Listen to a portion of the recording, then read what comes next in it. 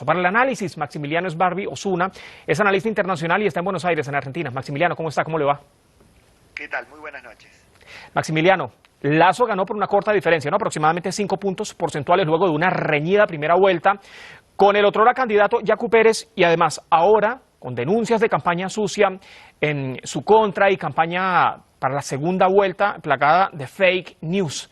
La pregunta es, ¿cómo cambió este panorama, Maximiliano, tan de la noche a la mañana? ¿Qué pasó, por ejemplo, con las encuestadoras?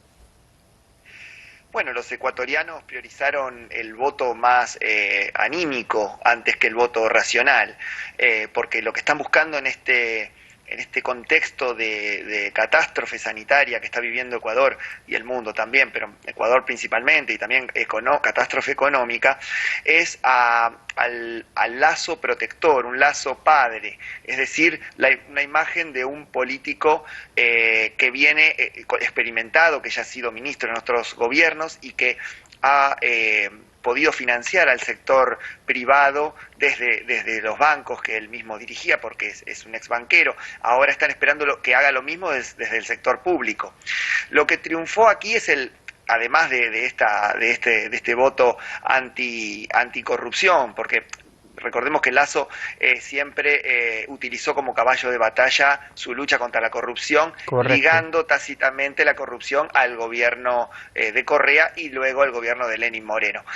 Lo que triunfó acá también es el anticorreísmo, que no es un movimiento homogéneo, es bastante variado, pero el anticorreísmo ha tenido un gran desgaste en el poder y el asesor de campaña, que es Jaime Durán Barba, conocido en Argentina por haber asesorado al expresidente Macri, hizo una buena tarea porque limpió la imagen que tenía Lasso de banquero, de neoliberal, se acercó al pueblo, ha tenido propuestas progresistas como por ejemplo el matrimonio igualitario, a pesar de ser contrario al aborto, manifestó que podría haber una consulta al respecto. Digamos, ha cambiado su estrategia electoral y eso fue importante para el electorado.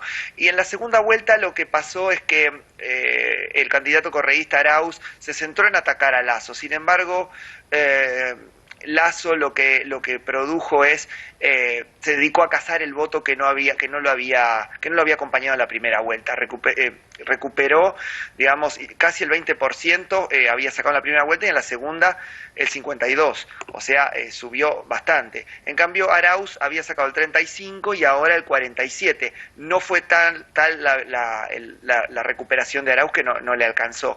¿Por qué se dedicó a atacar a Lasso y no hizo la misma estrategia que es cazar el voto que no lo había acompañado en la primera vuelta, sino que lo que tendría que haber hecho es haberse despegado de la figura de Rafael Correa, que si bien tiene muchos adeptos en Ecuador, pero el desgaste de 10 años de gobierno y además el gobierno de Lenín Moreno, que si bien fue vicepresidente de Correa, se acercó a las políticas neoliberales que hoy impulsa Lasso, también se lo ligó con Correa a Moreno. Por eso el desgaste del correísmo ha sido tal y tendría que haberse despegado de la figura de Correa para poder haber tenido una mejor elección en la segunda vuelta. Y por último, Pachacutic, el movimiento indígena, a pesar de haber llamado a votar nulo, correcto, en su mayoría muchos votantes, por la división que hay entre el movimiento indígena y la pelea con el correísmo, ha votado en su mayoría por Lasso para castigar al candidato de Correa.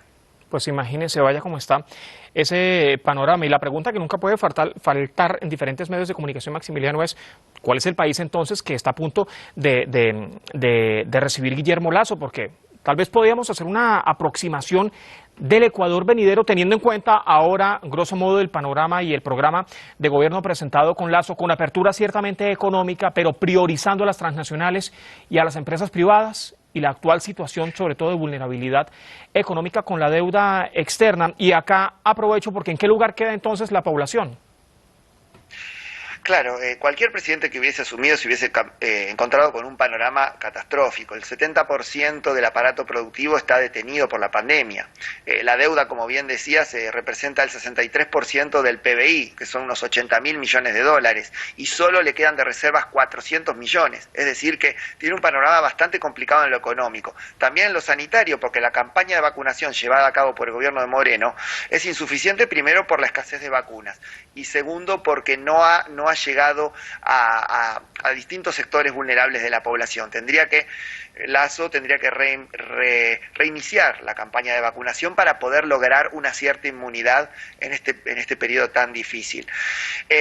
Luego, bueno, va a tener que enfrentar una asamblea legislativa hostil, porque solamente tiene algunos diputados y el correísmo tiene la mayoría y Pachacuti también tiene una gran importancia. Va a tener que hacer muchos acuerdos, va a tener que ponerse en juego,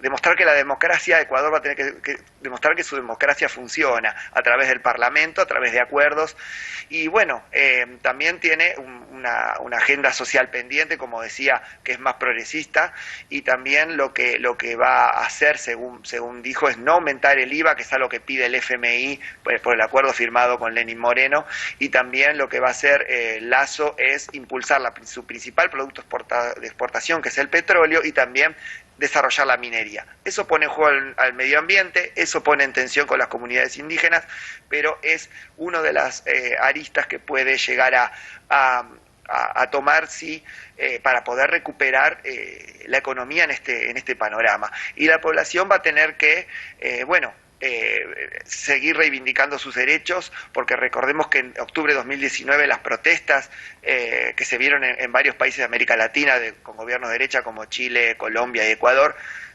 fueron acalladas por la pandemia, pero ahora tendrían que retomar ese cronograma de protestas si es que no logra cumplir sus promesas de campaña o se aleja demasiado el modelo neoliberal que pretende implementar, pese a que ha tenido una campaña más progresista. Y que ya se han registrado incluso protestas en algunas de estas naciones. Maximiliano.